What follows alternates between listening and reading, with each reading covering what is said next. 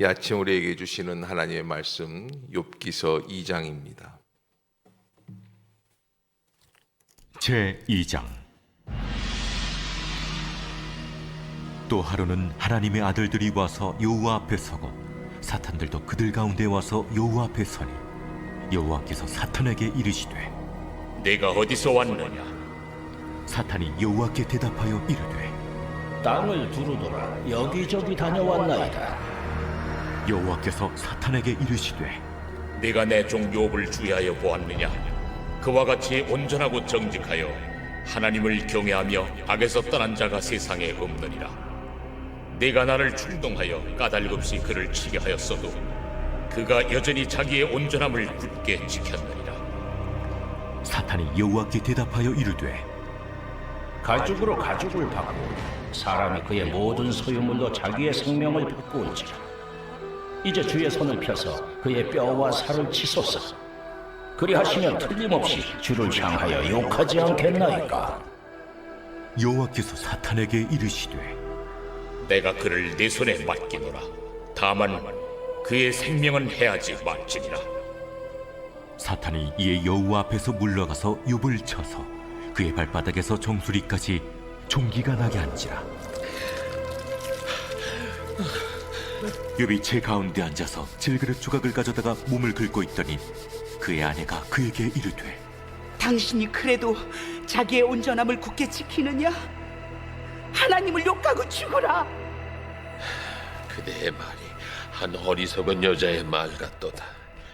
우리가 하나님께 복을 받았은즉 화도 받지 아니하겠느냐. 하고 이 모든 일에 욥이 입술로 범죄하지 아니하니라.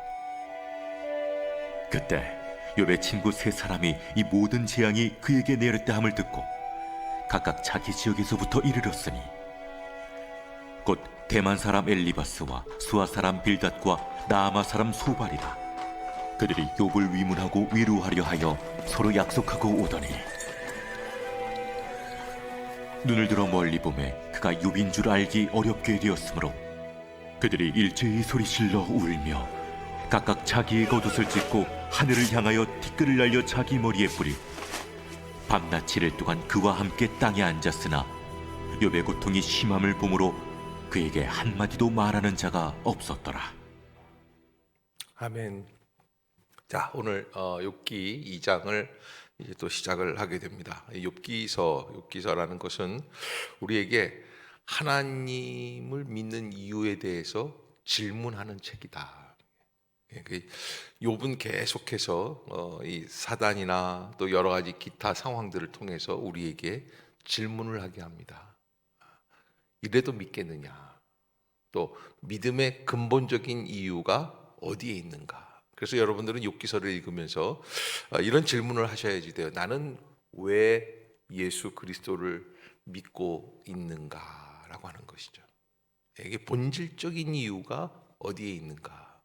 내가 추구하고 있는 가장 중요한 신앙의 가장 본질적인 추구는 무엇인가? 이것을 여러분들이 한번 주의 깊게 살펴보면서 자기 자신에게 솔직하게 질문을 해봐야지 돼요. 나 어디에 있나? 나 왜 믿지? 나 왜 교회 나오지? 물론 우리가 처음에 믿을 때에는 복받기 위해서, 축복받기 위해서, 고침받기 위해서, 또 은혜 받기 위해서, 세상을 다르게 보기 위해서. 그런데 이 욥기서는 그것만이 우리의 목표가 아니라는 것을 알려주고 있는 것이죠. 그래서 욥기서는 우리에게 질문을 하고요. 그런 질문들 때문에 사실은 욥기는 3인칭으로 읽을 수가 없어요. 아, 욥이 이런 사람이었구나. 이렇게 되면 아무 의미가 없어요. 나는 어떤 사람인가? 1인칭으로 읽어야지 돼요. 그래서 내가 욥이 한번 돼보자. 내가 만약에 이런 상황이라면 나는 어떤 상황이었을까? 어떻게 반응했을까? 이런 질문들을 해보면서 그래서 욥기를 1인칭으로 읽어보자. 따라해 봅시다. 욥을 1인칭으로 읽어보자. 왜 성구도 아닌데 왜 따라하게 하느냐 하면 굉장히 중요한 관점이기 때문에 내가 욥이 돼보는 거예요. 만약에 내가 이런 상황이 된다면 어떨까? 하는 것을 여러분들이 꼭 잊지 마시기를 부탁을 드리겠습니다. 이게 욥기를 읽는다는 것은 쉬운 일이 아니에요. 그래서 욥기서는 1장, 2장, 뭐 3장 정도까지는 쉬워요. 그러나 그 다음부터 이제 끝장 42장까지 너무 해석하기가 어렵고 난해하고 그리고 정말 깊은 성령의 감동과 은혜가 필요한 책이 바로 욥기다라는 그런 이야기들이 있습니다. 그래서 울다가 웃음으로 끝나는 책이 욥기다 이렇게 표현을 하는데, 왜 울다가 웃음으로 끝나느냐? 여러분, 우리가 부요하고 평안하고 괜찮고 행복하면은요 욥기를 그냥 뭐 평범하게 읽을 수 있어요. 근데 나도 만약에 욥처럼 고난이 있다 생각해 보세요. 그러면 이 책을 읽을 때 웃을 수가 없어요. 그 말 한마디 한마디가 나에게는 폐부를 찌르는 그런 칼과 같은, 화살과 같은 그런 이야기들이 돼요. 그래서 욥기는 울다가 웃는 것으로 끝나게 되는, 또 해석하기도 어려운 그런 책이지만 우리가 한번 42장까지 차분하게 한 장 한 장 읽어볼 필요가 있다. 자, 2장에서는 또 새로운 전환점이 이루어집니다. 그 새로운 전환점은 무엇으로 시작합니까? 또 하루는 하욤, 어느 날, 그래요. 이게 하나님의 새로운 전환이 시작이 되는 거예요. 그러면 이제 다 망했습니다. 1장에서 자녀들도 다 죽고 물질도 다 빼앗겼습니다. 남은 게 없습니다. 그러면 새로운 전환점이 일어나면 어떻게 되는 겁니까? 그 다음에는 복이 와야죠. 저도 목회를 하면서 그런 분들을 많이 봤어요. 다 빼앗겼는데, 다 망했는데, 다 부도났는데 그래도 한 3년, 4년, 뭐 길게는 한 5년 만에 다시 일어서는 거예요. 그 일어서는 모습들을 볼 때 얼마나 은혜가 되고 또 감동이 되는지 몰라요. 역시 기도로 승리한 사람들은 마침내 최후에 승리하는구나, 이렇게 느낄 수가 있었어요. 그런데 오늘 욥에게 오는 것은 그런 우리가 뻔히 알고 있는 패러다임이 아니에요. 다 고난이 와서 모든 게 다 망했습니다. 제가 어제도 말씀드린 것처럼 화불단행이라고 한꺼번에 화가 여러 가지가 닥치게끔 되어 있습니다. 그렇게 망했는데 2장에 보면 또 하루는 하나님의 아들들이 와서 여호와 앞에 서고 사단도 그들 가운데서 여호와 앞에 서니, 그러면서 무슨 이야기를 하냐면 하나님께서 사단에게 네가 내 종 욥을 주의하여 보았느냐, 그와 같이 온전하고 정직하여 하나님을 경외하며 악에서 떠난 자가 세상에 없느니라. 이게 3절에 하나님께서 욥을 자랑하시지 않습니까? 네가 나를 충동하여 까닭없이 그를 치게 하였어도 그가 여전히 자기의 온전함을 굳게 지켰느니라. 왜 이런 말씀이 나올까요? 하나님은 사단에게 충동질 당하는 존재이십니까? 아니에요. 그런데 여기 오늘 본문에서 이렇게 이야기하는 것은 사단이 우리들을 그렇게 한다는 거예요. 사단은 어떤 존재이냐? 충동질하고 까닭없이 치게 하는 역사. 깡패가 뭐예요? 지나가는데 괜히 이유 없이 때리는 게 깡패예요. 사단이란 뭐예요? 그랑 똑같아요. 충동질하게 하고 우리를 치게 하는 역사가 사단의 역사다. 그래서 여러분, 이유 없이 싫고 이유 없이 밉고 이유 없이 교회 나가기 싫고, 또 망하는 것도 저 사람 저렇게 망할 줄 알았어, 그런 사람 망하는 게 아니에요. 잘 나가던 사람인데 그런데 망하는 거예요.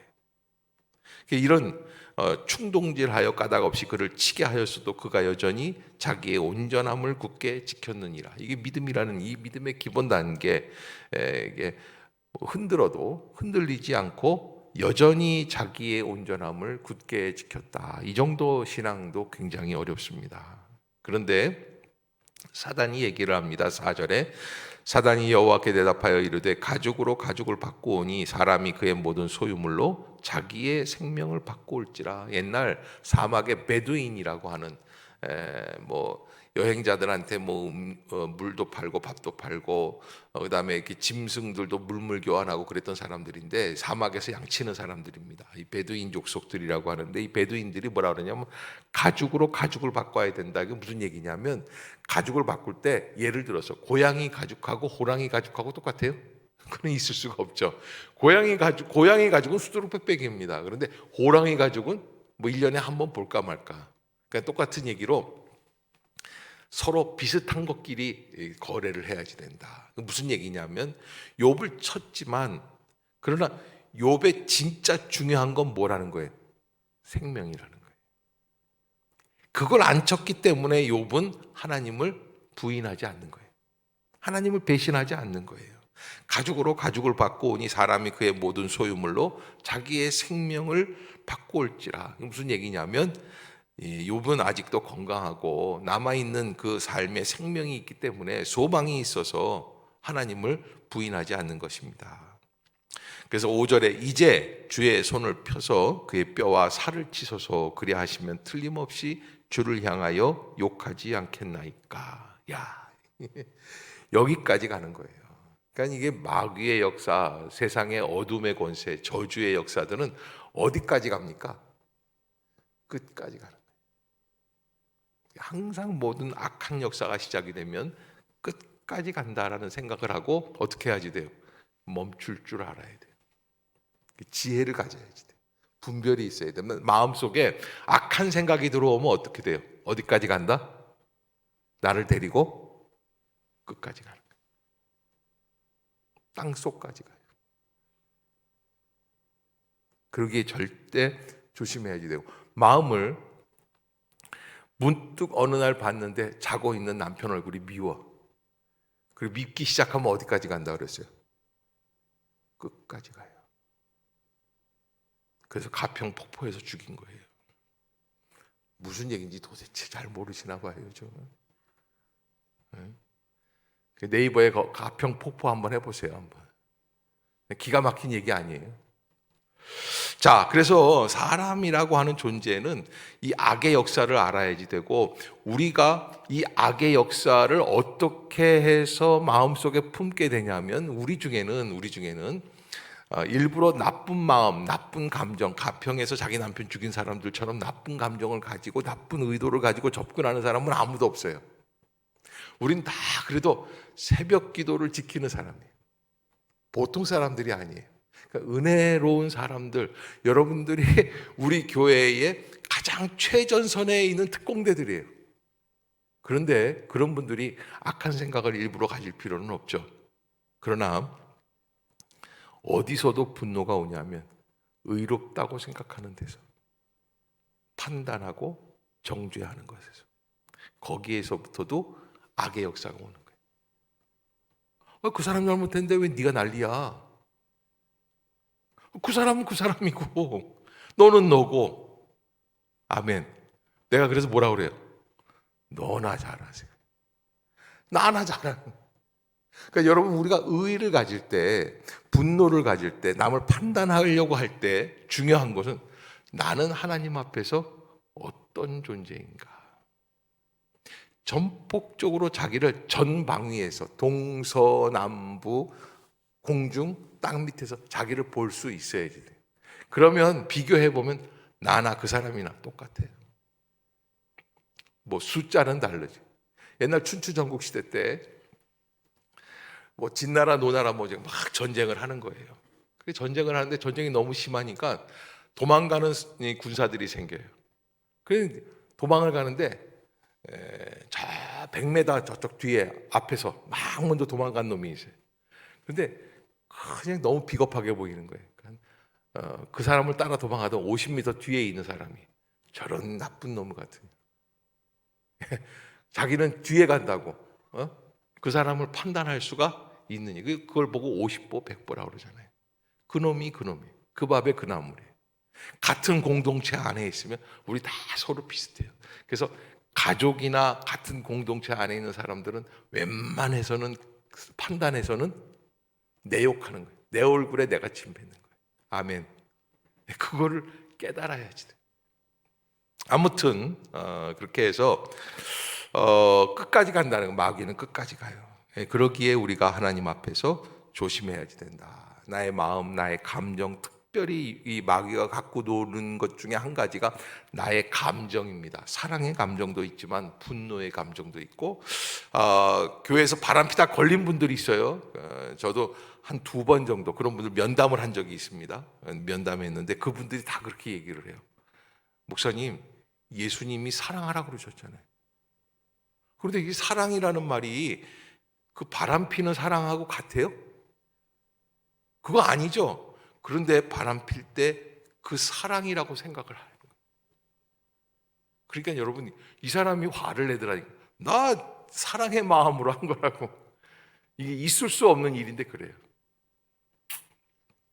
그래서 이거 요 정도는 나도 감당하겠다라는 생각은 절대 하지 마시고, 하나님 앞에서 어떻게 내가 지혜로운 마음을 갖게 하셔서 주의 일을 감당할 수 있는 존재가 되게 하여 주옵소서. 우리는 이런 위기가 오면 감당할 수 있는 존재가 못 됩니다. 그러기에 조심해야지 돼요. 하나님께서 사단에게 욥을 맡깁니다. 맡기니까 7절에 보면 사탄이 이에 여호와 앞에서 물러가서 욥을 쳤다. 그러니까 여러분, 우리가 어려움을 당하고 고난을 당하고 시험을 당하지 않습니까? 그럼 시험 당할 때 화가 오지 않아요. 그러면 화를 당했을 때 우리가 뭐라 그러냐? 하나님이 나를 쳤다 그러는데, 욥기에서는 누가 친 거예요? 사실은 사단이 나를 치는 거예요. 그의 발바닥에서 정수리까지 종기가 나게 하였다. 자, 여러분, 세상에 제일 어려운 병 중에 하나가 피부병, 가려운 거예요. 아토피, 그다음에 화상, 제일 아프고 제일 극심하고, 하다못해 무좀도 얼마나 괴로운지 몰라요. 여름에 가렵기 시작하면 뭐 끝이 없어요. 그래서 긁은데 어디까지 긁으냐면 피날 때까지 긁어요. 한 번도 무좀 안 걸린 사람들처럼 그렇게 쳐다보고 계시는데, 이게 발바닥에서부터 정수리까지 종기가 나기 시작을 하면 피고름이 나오기 시작하고, 이게 어렵습니다. 그래서 욥이 재 가운데 앉아서 연탄재, 나무재, 타고 남은 거 있지 않습니까? 질그릇 조각을 가져다가 몸을 긁고 있었다. 그의 아내가 그에게 이르되, 여기서 이제 아내가 처음으로 나옵니다. 자, 욥이 다 잃어버렸는데 뭐가 남아 있어요? 아내는 남아 있는 거예요. 그의 아내가 남아 있는 그 보물이 뭐라고 얘기합니까? 9절에 그에게 이르되 당신이 그래도 자기의 온전함을 굳게 지키느냐? 하나님을 욕하고 죽으라. 참, 자기 편이라고 생각을 해서 아내가 자기를 위로할 줄 알았는데, 이런 갑자기 당하는 어려움 속에서 병들고 죽게 되니까 아내가 뭐라 그래요? 네가 얼마나 믿는다고 그래? 하나님을 욕하고 죽어. 이렇게 좀 약간 좀 다른 쪽에서 보시는 목사님들이 이 부분을 들어서 하나님이 다 뺏어 가시는데 아내를 남겨놓은 이유가 있다는 거예요. 가장 큰 저주라는 거예요. 여러분, 예를 들어서 여기서는 아내라고 나오지만 사업에 실패했는데 그 사업의 실패의 원인을 잘 알고 있는 비서가 옆에 있다. 그게 가장 큰 저주예요. 그러니까 자기를 잘 아는 사람, 자기를 잘 안다고 생각하는, 여기 또 친구들이 또 나와요. 정말 사람들은 부유해지고 또 여유가 생기면 친구를 찾죠. 그래서 인간은 이제 공동체적 존재 아닙니까? 함께 하기를 원하고 같이 누리기를 원하고 같이 나누기를 원해서 친구를 삼는데, 그런데 이제 3장부터 끝장까지 누구와의 전쟁이에요? 친구와의 전쟁. 이 또 사실 아내와의 전쟁은 될 게 아니에요. 그래도 아내는 그래도 이게 마음이 있기 때문에 끝까지는 안 가요. 그런데 왼수가 이런 왼수가 없는 게 친구들이에요. 처음에는 이 친구들이 어때요? 정말 욥을 위로하고 서로 울면서 겉옷을 찢고, 욥과 똑같이 아내보다 나아요. 그렇죠?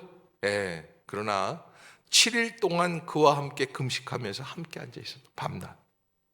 너무 심하니까, 고통이 심하니까 한마디도 말하는 자가 없었더라. 이 정도 되는 친구들은 제 경험에는 없어요. 이런 친구가 없습니다.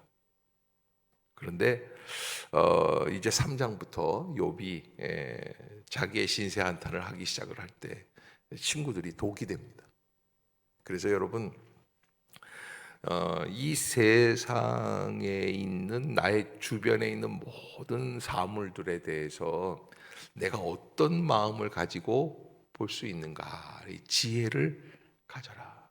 우리 때는요, 정말 친구가 좋다 보면요, 애들 밥 해주는 것도 잊어먹고 친구 따라 강남 간다고 그러잖아요.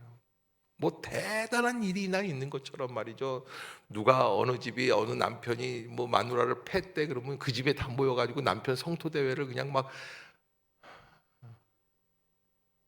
예, 그 친구라는 존재가 무엇인지를 분명히 알아요. 이 남자들의 친구는 거의 이해관계거든요. 이해를 따졌을 때 이게 이해가 서로 엇갈리게 되면 그러면 친구가 될 수 없어요. 여자분들은 정이죠. 근데 정인데 이 정에 이끌려서 자칫 잘못하면 삶을 또 잘못 어긋나게 할 수도 있습니다. 그래서 우리가 조심해야지 되는데, 아무튼 요백에 남아 있었던 아내조차도 그를 이해하지 못하고 또 친구들도 위로가 되지 못했다. 그래서 하나님의 시험 앞에 서 있는 인생은 그 어느 것도 위로가 될 수 없다. 오직 하나님만을 바라봐야 된다. 하나님께서 왜 나에게 이런 어려움을 주시는가라는 것을 질문을 해도 내가 깨달을 수가 없어요. 그래서 오직 새로운 마음으로 주님 앞에 나가야지 된다. 어려움이 왔을 때 내가 왜 이런 어려움을 겪게 되지? 라고 아무리 분석을 해봐도 없어요. 내가 못 참았던 것, 내가 왜 이렇게 했지, 뭐 이런 것들이 있긴 있어요. 그러나 안 돼요. 그 분석이 되고 이해가 되고 다음엔 이러지 말아야지 이러면 이거는 시험이 아니에요. 이 정도는 감당이 안 돼요. 그래서 예수님의 제자 중에 예수님을 팔아먹었던 가룟 유다가 예수님을 왜 팔아요? 감당이 안 되는 거예요. 그 성경에 보면 뭐라고 되어 있냐면 사단이 유다 속으로 들어갔다 그래요. 이게 감당이 안 돼요.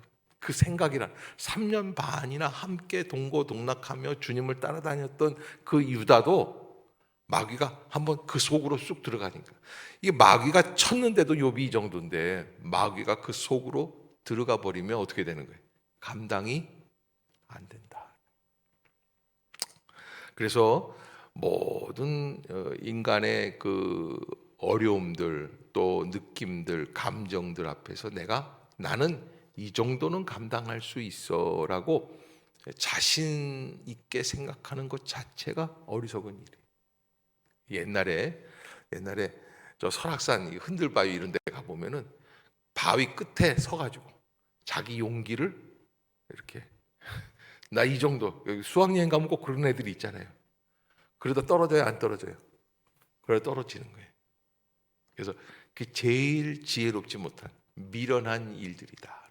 하나님 앞에서 전적으로 엎드리는 것이 우리가 이 어려움을 극복해 나갈 수 있는 유일한 탈출구다라고 하는 거예요.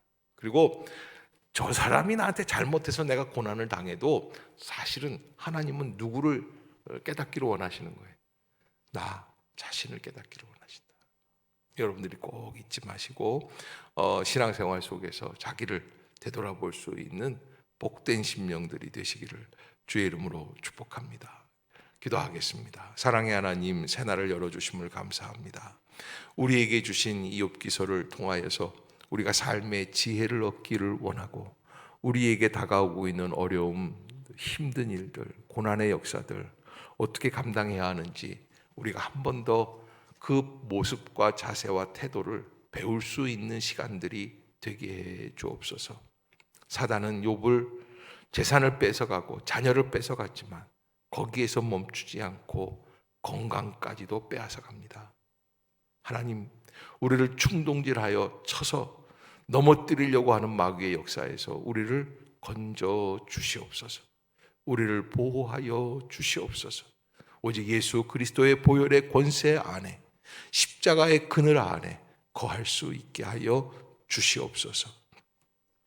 간구하고 원하옵기는 질병 가운데서도 이 시간 이 아침 방송을 보며 하나님 앞에 함께 기도하는 성도들 주님께서 위로하여 주시고 격려하여 주시고 치유하여 주시며 새로운 은혜의 길로 나아가게 하여 주시옵소서. 하나님, 여러 가지 사업의 어려움과 괴로움, 답답한 문제들 우리 안에 있지만 그러나 이 모든 것을 감당케 하시는 분은 오직 하나님뿐이심을 믿는 그 믿음으로 다시 일어설 수 있는 모든 성도들 되게 하여 주옵소서. 다음 주일부터 시작하는 특별 새벽기도 주님, 우리 모든 성도들을 깨워주시고 이제 성전 예배로 나올 수 있는 길을 열어 주시옵소서. 마음의 담대함을 갖고 나올 수 있도록 하나님이 역사해 주실 줄로 믿습니다. 예수님의 이름으로 기도드리옵나이다. 아멘.